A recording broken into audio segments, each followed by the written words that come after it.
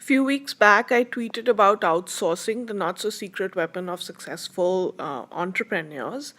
It was, featured under growth hacking.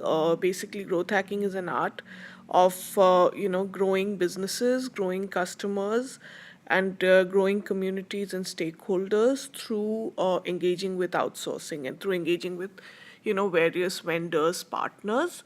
Uh, it is one of the biggest secrets of successful entrepreneurs that today most of the internet marketing companies are basically looking at outsourcing, and they're just, it is basically a choice between hiring somebody or hiring somebody who is in your region, or getting a virtual staff, getting somebody who is not in your region, not in your area, but just hiring them from outside and telling them to be a part of your network.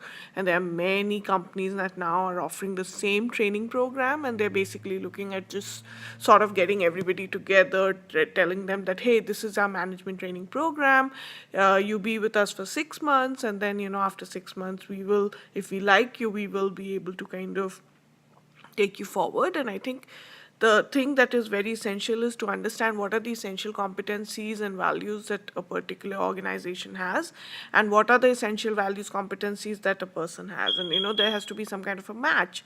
When I talked about General Motors few months back, and I was talking about in terms of document use, working with others, I just reacted to this LinkedIn post where there's a new CFO who's coming on to General Motors, and huge automotive cars that are supposed to be doing very well. And it's been something that is hitting the headlines in India, because that lady is Indian and she's become a CFO, which is great news. I'm completely excited in terms of the fact that there are so many Indians who are CEOs, CFOs, and doing so well for their companies. But the idea is that we have to not just look in terms of people who identify themselves as Indians and they're doing very well and they're performing, but we have to also look in terms of what others are saying about them, and what is the kind of impact that they're making. So basically, that is the kind of talent analysis that needs to happen. And I think when some of the bigger firms like Robert Half, Michael Page, Bloomberg, and Wall Street has to kind of look in terms of analyzing talent, and basically saying that what is the kind of not so secret weapon of successful entrepreneurs is outside outsourcing the way forward, because outsourcing is painful. When you have people who are miles away from you and they are actually connecting with you, and you're not actually getting to see them, talk to them, and sometimes they're online and they're saying, hey, we can do everything for you. And it's a great model for many technology companies, but again, that's a model of technology companies that has helped them scale, has helped them become like successful entrepreneurs. But that's the reason why some of the technology companies are not able to converse in real time, because they have so much of information and collective bias, and they are so technical that it becomes very difficult. And then they say, hey, I want, and then they change their platform. So typically their job descriptions will say that you have to work with Marketo, HubSpot. And then if there is an applicant who comes in and says that, hey, I have the logic to work in one particular platform, they say, no, but this is something that you worked in X platform, you need to work for Y platform.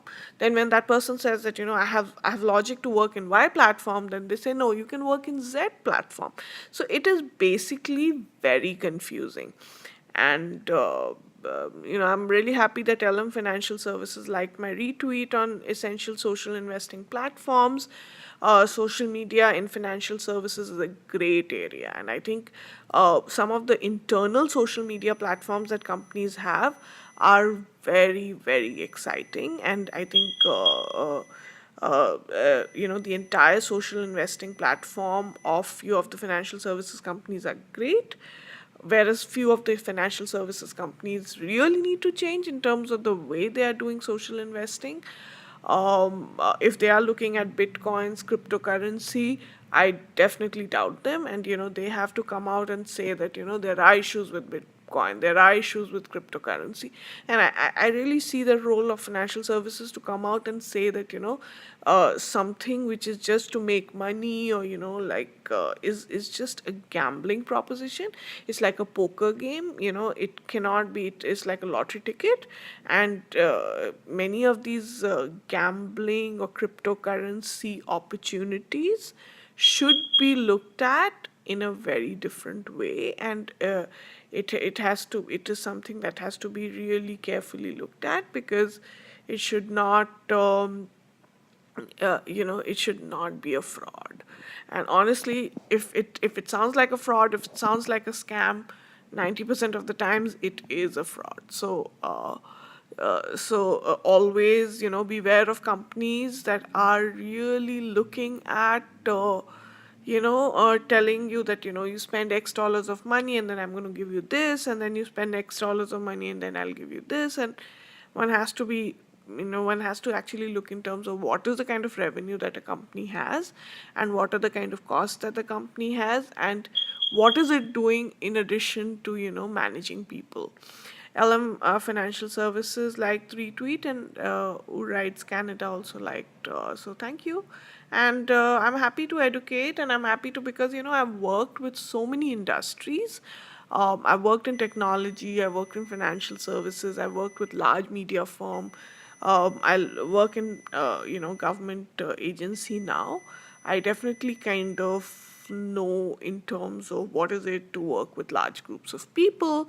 I know in terms of what are the processes, who are the stakeholders, and I definitely know in terms of what are the things that are going right, and what are the things that are going wrong.